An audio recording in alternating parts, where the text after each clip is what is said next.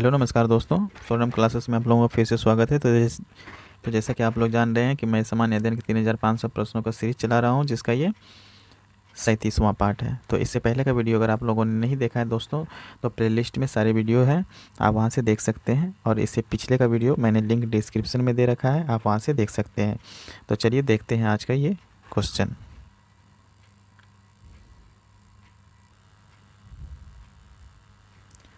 निम्नलिखित में से कौन सा केंद्रीय प्रवृत्ति का माप नहीं है? तो बताना है दोस्तों कि इन चारों में से जो है माध्य, माध्यिका, बहुलक और रेंज, इनमें से जो है कौन सा केंद्रीय प्रवृत्ति का माप नहीं है। ठीक है, तो इसमें जो रेंज है, रेंज डी नंबर का, ये जो है केंद्रीय प्रवृत्ति का माप नहीं है। तो डी नंबर आंसर बिल्कुल सही हो जाएगा। देखिए नेक्स्ट क्वेश्चन को। 2015 में निम्नलिखित में से किसने दिल्ली में हुए 59वें राष्ट्रीय निशानेबाजी चैंपियनशिप में 10 मीटर एयर राइफल में स्वर्ण पदक जीता था? ठीक है, तो बताना है कि दोस्तों 2015 में जो है इन चारों में से किसने दिल्ली में हुए 59वें राष्ट्रीय निशानेबाजी चैंपियनशिप में 10 मीटर एयर राइफल में स्वर्ण पदक जीते थे? ठीक है, तो अपूर्वी चंदेला जो है, इन्होंने दिल्ली में हुए 59वें राष्ट्रीय निशानेबाजी चैंपियनशिप में 10 मीटर एयर राइफल में स्वर्ण पदक जीते थे। तो ए नंबर आंसर बिल्कुल सही हो जाएगा। ये गगन नारंग जो है दोस्तों, ये गगन नारंग जो है लंदन ओलंपिक में कांस्य पदक निशानेबाजी में जीता था। तो चलिए देखते हैं नेक्स्ट क्वेश्चन को। लाल किला लगभग 200 वर्षों के लिए भारत के मुगल सम्राट का निवास स्थान था। सम्राट का निवास स्थान था, यह किसके द्वारा बनाया गया था? ठीक है, तो लाल किला लगभग 200 वर्षों तक भारत के मुगल सम्राट का निवास स्थान था। किसका था? तो लाल किला जो है दोस्तों लगभग 200 वर्षों तक भारत के मुगल सम्राट का निवास स्थान था, और यह शाहजहां द्वारा बनवाया गया था। किसके द्वारा बनवाया गया था? तो शाहजहां के द्वारा बनवाया गया था। तो डी नंबर आंसर बिल्कुल सही हो जाएगा। दोस्तों शाहजहां ने 1638 ईस्वी में यमुना नदी तट पर शाहजहानाबाद नगर बसाया। ठीक है, तो इन्हें भी याद रखना है। और 1638 से 1648 के बीच शाहजहां ने लाल किला और जामा मस्जिद को बनवाया। ठीक है, जहाँ पर कि लाल किला में 26 जनवरी को राष्ट्रपति और 15 अगस्त को प्रधानमंत्री तिरंगा झंडा फहराते हैं।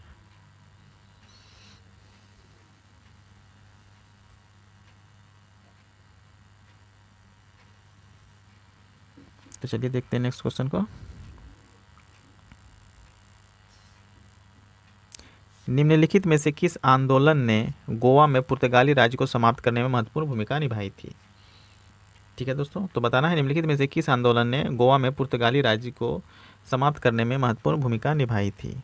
ठीक है, तो गोवा मुक्ति आंदोलन ने। ठीक है, तो गोवा मुक्ति आंदोलन ने गोवा में पुर्तगाली राज को समाप्त करने में महत्वपूर्ण भूमिका निभाई थी। तो ये नंबर आंसर बिल्कुल सही हो जाएगा। गोवा को दोस्तों 1961 में पुर्तगाली को पुलिस कार्यवाही द्वारा मुक्त कराया गया। कब कराया गया था? 1961 में। ठीक ना। और गोवा को जो है 1510 में पुर्तगाली महानतम गवर्नर अल्फंसो डी अल्बुकर्क ने बीजापुर के यूसुफ आदिल शाह से जीत लिया। इसे गोवा का मुख्यालय बनाया गया था। तो इन्हें भी याद रखना है। चलिए देखते हैं नेक्स्ट क्वेश्चन को। भारत छोड़ो आंदोलन महात्मा गांधी द्वारा कब शुरू किया गया था? वेरी वेरी इंपॉर्टेंट क्वेश्चन है दोस्तों कि भारत छोड़ो आंदोलन महात्मा गांधी द्वारा कब शुरू किया गया था? तो ये किया गया था 8 अगस्त 1942 को। ठीक है, बी नंबर आंसर बिल्कुल सही हो जाएगा। देखिए नेक्स्ट क्वेश्चन को। बृहदेश्वर मंदिर शिव को समर्पित एक हिंदू मंदिर जो तमिलनाडु के भारतीय राज्य में तंजापुर में स्थित है, यह किसके सिंहासन की शोभा बढ़ाने के लिए बनाया गया था? ये बताना है। ठीक है, तो साथियों, बृद्धेश्वर टेम्पल जो है शिव को समर्पित एक हिंदू मंदिर जो तमिलनाडु के भारतीय राज्य में तंजापुर में स्थित है। तो बताना है कि यह मंदिर जो है यहाँ सिंहासन की जो शोभा बढ़ाने के लिए बनाया गया था। तो यह किसके सिंहासन की शोभा बढ़ाने के लिए बनाया गया था? तो ये चोला साम्राज्य। ठीक है। तो बृद्धेश्वर शिव को समर्पित एक हिंदू मंदिर जो तमिलनाडु के भारतीय राज्य तंजावुर में स्थित है, यह चोल साम्राज्य के सिंहासन की शोभा बढ़ाने के लिए बनाया गया था।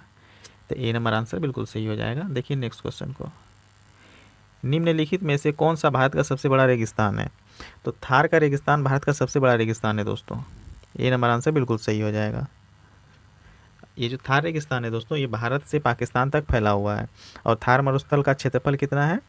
2,60,000। कितना है? 2,60,000 वर्ग किलोमीटर। तो इन्हें भी याद रखना है।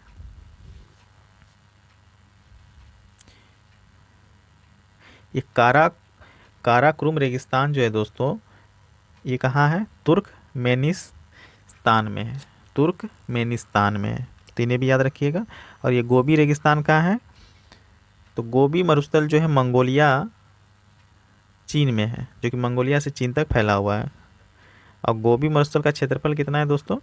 10,40,000। 10,40,000 वर्ग किलोमीटर तक है। और टाकला माकन मरुस्थल जो है सिक्योंग चीन में है। टाकला माकन मरुस्थल सिक्योंग चीन में है, जिसका क्षेत्रफल है 3,20,000 वर्ग किलोमीटर। तो इन्हें भी याद रखिएगा। चलिए देखते हैं नेक्स्ट क्वेश्चन को। एडीएच का पूरा नाम क्या है? तो एडीएच का पूरा नाम है anti diuretic hormone. Anti diuretic hormone. A number answer बिल्कुल सही हो जाएगा। ठीक है। ये हार्मोन होता क्या है दोस्तों? तो हार्मोन जो है उत्प्रेरक के रूप में शरीर में कार्य करता है। ठीक है। उत्तेजना के समय एड्रीनेलिन हार्मोन अधिक मात्रा में उत्सर्जित होता है। क्रोध, भय आदि के समय सक्रिय होता है। और ये जो अंडाशय होता है दोस्तों, अंडाशय में हार्मोनों का स्राव होता है, जिससे एस्ट्रोजन, प्रोजेस्टेरोन, रिलैक्सिन हार्मोन निकलता है। ठीक है। तो इन्हें भी याद रखना है। तो चलिए देखते हैं नेक्स्ट क्वेश्चन को।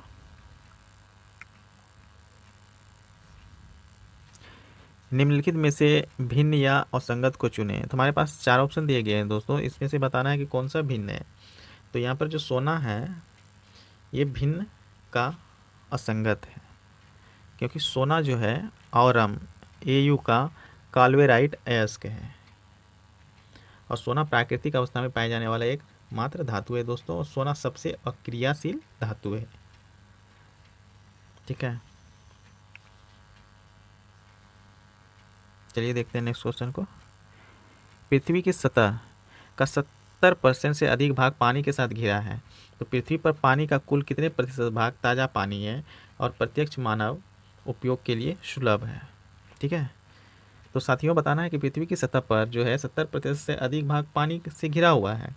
तो पृथ्वी पर पानी का कुल कितने प्रतिशत भाग ताज़ा पानी है और प्रत्यक्ष मानव उपयोग के लिए सुलभ है? ठीक है। तो 1% से कम। सी नंबर आंसर हो जाएगा। चलिए देखते हैं नेक्स्ट क्वेश्चन को। निम्नलिखित में से कौन सा मनुष्य का अध्ययन होता है? तो बताना है कि इन चारों में से किस में मनुष्य का अध्ययन होता है? तो एंथ्रोपोलॉजी। ठीक है। एंथ्रोपोलॉजी, ये बी नंबर जो हो जाएगा, इसमें मानव के अध्ययन होते हैं। और आर्कियोलॉजी में किसका अध्ययन होता है? तो इसमें पुरातत्व संबंधी विज्ञान की शाखा का अध्ययन किया जाता है। और एक्वियोलॉजी,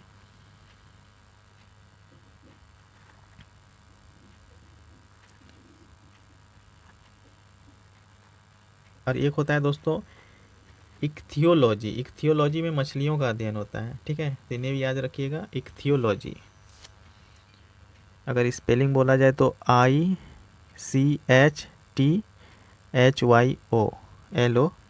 इसमें जो है मछलियों का अध्ययन होता है। ठीक है। चलिए देखते हैं नेक्स्ट क्वेश्चन को। अनिर्बन लाहिरी किसके साथ जुड़ा हुआ है? तो दोस्तों अनिर्बन लाहिड़ी जो है गोल्फ से जुड़ा हुआ है। बी नंबर आंसर बिल्कुल सही हो जाएगा। टी गोल्फ में समतल भूमि जहाँ से पहला शॉट लगाया जाता है। ठीक है, तो चलिए देखते हैं नेक्स्ट क्वेश्चन को। सबसे बड़ी मानव कोशिका कौन सी है? वेरी वेरी इंपॉर्टेंट क्वेश्चन है दोस्तों। सबसे बड़ी मानव कोशिका कौन सी है? तो सबसे बड़ी मानव कोशिका जो है ओवम है। ठीक है, ओवम। तो डी नंबर आंसर बिल्कुल सही हो जाएगा। ये कोशिका क्या है दोस्तों? तो कोशिका जो है जीवन की सबसे छोटी कार्यात्मक एवं संरचनात्मक इकाई है। और दोस्तों कोशिका शब्द का प्रयोग जो है सर्वप्रथम रॉबर्ट हुक ने सन 1665 ईस्वी में किया था। ठीक है, और सबसे लंबी कोशिका जो है दोस्तों तंत्रिका तंत्र की कोशिका है, इसे भी याद रखिएगा। और सबसे बड़ी कोशिका शुतुरमुर्ग के अंडे की कोशिका होती है। तो चलिए देखते हैं नेक्स्ट क्वेश्चन को। निम्नलिखित में से कौन सा अशुद्ध रक्त संचार करता है? तो बताना है दोस्तों कि इनमें से जो है कौन सा जो है अशुद्ध रक्त संचार करता है। ठीक है, तो पल्मोनरी धमनी जो है दोस्तों, ये सी नंबर जो है पल्मोनरी धमनी जो है ये अशुद्ध रक्त संचार करता है। ये पल्मोनरी धमनी जो है दोस्तों दाहिने निलय से फेफड़े में रक्त पहुंचाता है।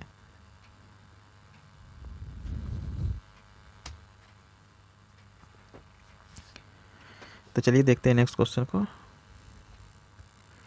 निम्नलिखित में से किसने 2016 Malaysia master grand prix badminton खिताब जीता है?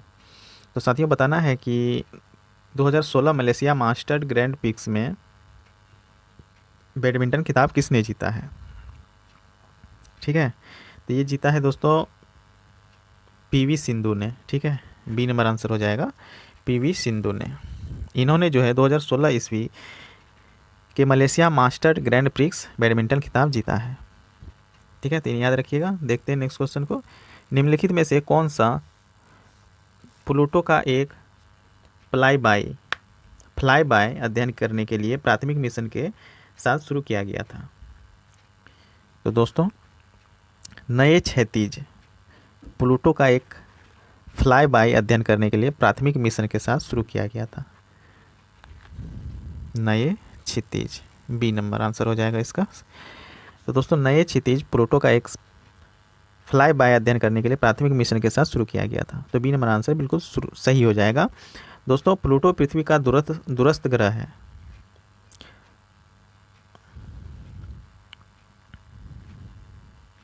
और अब यह जो है बौना ग्रह है, तो इसे भी याद रखना है। बौना ग्रह अगस्त 2006 ईस्वी में घोषित किया गया है दोस्तों इन्हें। वर्तमान में सौरमंडल में सिर्फ 8 ही ग्रह हैं। तो चलिए देखते हैं नेक्स्ट क्वेश्चन को। निम्नलिखित में से किसको बीसीसीआई द्वारा वर्ष के क्रिकेटर के रूप में सम्मानित किया गया था? तो साथियों बताना है, हमारे पास 4 ऑप्शन दिए गए हैं। इनमें से बीसीसीआई द्वारा वर्ष के क्रिकेटर के रूप में सम्मानित किसे किया गया था? तो विराट कोहली को बीसीसीआई द्वारा वर्ष के क्रिकेटर के रूप में सम्मानित किया गया था। ठीक है, Virat Kohli, B number answer बिल्कुल सही हो जाएगा। दोस्तों आईसीसी रैंकिंग में विराट कोहली को प्रथम स्थान दिया गया है। तो चलिए बढ़ते हैं आगे की ओर। देखिए नेक्स्ट क्वेश्चन क्या है। कौन सा देश दान सहायता फाउंडेशन के विश्व प्रदान इंडेक्स 2015 में पहले स्थान पर रहा है? तो दोस्तों ये जो म्यांमार है, ये देश जो है दान सहायता फाउंडेशन के विश्व प्रदान इंडेक्स 2015 में पहले नंबर पर रहे हैं। तो इसका आंसर जो है दोस्तों हो जाएगा ए, म्यांमार। म्यांमार में दोस्तों लोकतंत्र शासन स्थापित हुआ है, लेकिन सेना का प्रभाव अभी भी बरकरार रहता है। तो चलिए देखते हैं नेक्स्ट क्वेश्चन को। अगस्त 2015 में निम्नलिखित व्यक्तियों में से किसने राज्य के टाइगर एम्बेसडर होने के लिए महाराष्ट्र सरकार के प्रस्ताव को स्वीकार किया था? वेरी वेरी इंपॉर्टेंट क्वेश्चन है दोस्तों, बताइए क्या होगा आंसर इसका। अगस्त 2015 में वे कौन व्यक्ति हैं जिसने राज्य के टाइगर एम्बेसडर होने के लिए महाराष्ट्र सरकार के प्रस्ताव को स्वीकार किया था? तो वे हैं अमिताभ बच्चन दोस्तों। ठीक है, तो अमिताभ बच्चन इसका सही आंसर हो जाएगा। देखिए नेक्स्ट क्वेश्चन को। सुप्रीम कोर्ट के न्यायाधीशों की सेवानिवृत्ति की उम्र क्या है? तो दोस्तों सुप्रीम कोर्ट के न्यायाधीशों की सेवानिवृत्ति जो है 65 वर्ष है। ठीक है, तो ए नंबर आंसर बिल्कुल सही हो जाएगा, 65 वर्ष।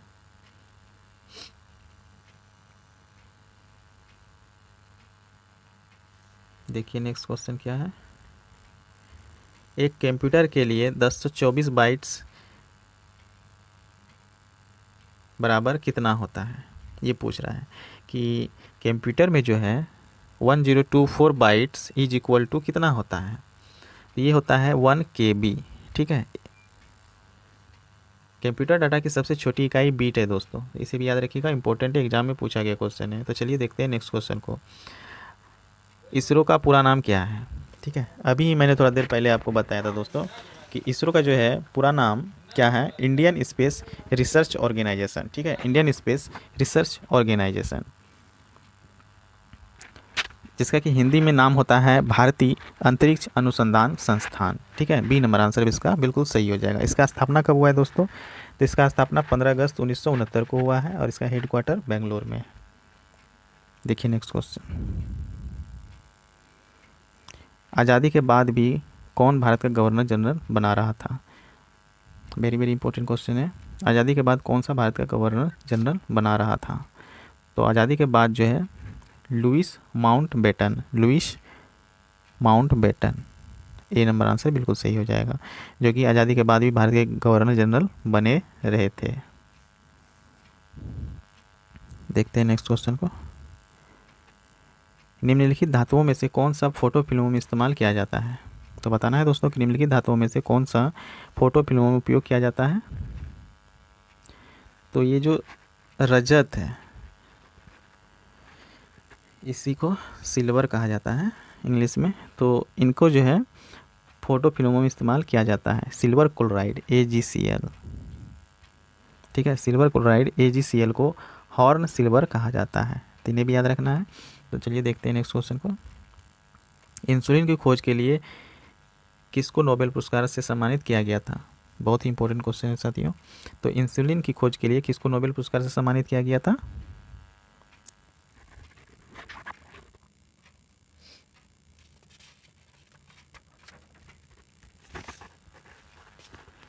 तो ये है फ्रेडरिक बैटिंग। ठीक है, फ्रेडरिक बैटिंग, इनको जो है इंसुलिन की खोज के लिए नोबेल पुरस्कार दिया गया था। इंसुलिन की खोज हुई कब थी, 1921 में।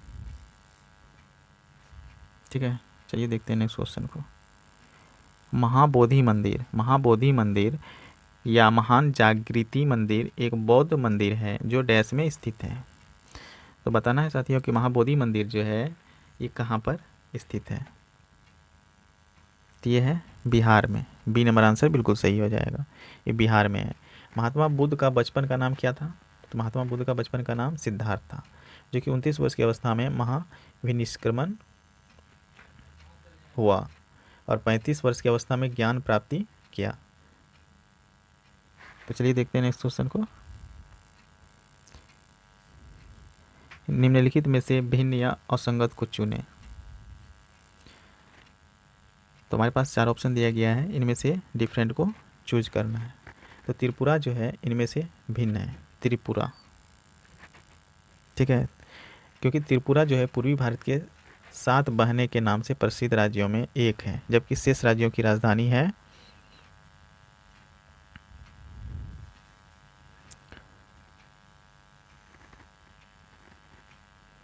और यहाँ पे जो 7 बहने राज्य की राजधानी के बारे में बात हो रही है वो है असम। ठीक है, असम का हो जाएगा दिसपुर, नागालैंड का हो जाएगा कोहिमा, मेघालय का हो जाएगा शिलोंग, त्रिपुरा का हो जाएगा अगरतला, मणिपुर, मणिपुर का इम्फाल, अरुणाचल प्रदेश का ईटानगर, मिजोरम का आइजॉल, मिजोरम का आइजॉल। तो सिक्किम की राजधानी गंगटोक है, यह 7 सिस्टर्स में नहीं आता है, इसलिए ये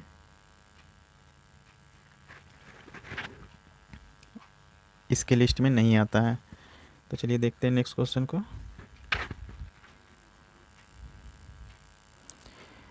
दो 2014-15 की सर्वश्रेष्ठ महिला क्रिकेट के लिए MS चिदम्बरम ट्रॉफी से किसको सम्मानित किया गया था। ठीक है, तो मिताली राज को मिताली राज को 2014-15 की सर्वश्रेष्ठ महिला क्रिकेट के लिए एम.ए. चिदम्बरम ट्रॉफी से सम्मानित किया गया था। तो बी नंबर आंसर बिल्कुल सही हो जाएगा। तो मिताली राज जो है भारतीय महिला क्रिकेट टीम की कप्तान है, तो इन्हें भी याद रखना है। चलिए देखते हैं नेक्स्ट क्वेश्चन। 2015 के लिए हार्वर्ड मानवतावादी पुरस्कार से किसको सम्मानित किया गया था? वेरी वेरी इंपॉर्टेंट क्वेश्चन है साथियों। बताना है कि 2015 के लिए हार्वर्ड मानवतावादी पुरस्कार से किसको सम्मानित किया गया था। तो दोस्तों 2015 ईस्वी के लिए हार्वर्ड मानवतावादी पुरस्कार से कैलाश सत्यार्थी को सम्मानित किया गया था। तो बी नंबर आंसर बिल्कुल सही हो जाएगा। दोस्तों कैलाश सत्यार्थी जो है भारत में बाल श्रम के सुधार और कल्याण के लिए अभियान चलाए हुए थे। और कैलाश सत्यार्थी जो है दोस्तों बचपन बचाओ आंदोलन के नेता भी रहे हैं। तो देखते हैं नेक्स्ट। तो आज के लिए बस इतना ही दोस्तों। आज का सेशन आप लोगों को कैसा लगा प्लीज़ कमेंट करके बताइएगा। अगर अच्छा लगा तो प्लीज़ वीडियो को लाइक कीजिएगा, चैनल को सब्सक्राइब कर लीजिएगा ताकि आपको इसी तरह का इंपॉर्टेंट क्वेश्चन का वीडियो लगातार मिलता रहे। तो इससे आगे का क्वेश्चन मैं नेक्स्ट वीडियो में लेके आऊँगा। तो आज के लिए बस इतना ही। थैंक यू, धन्यवाद।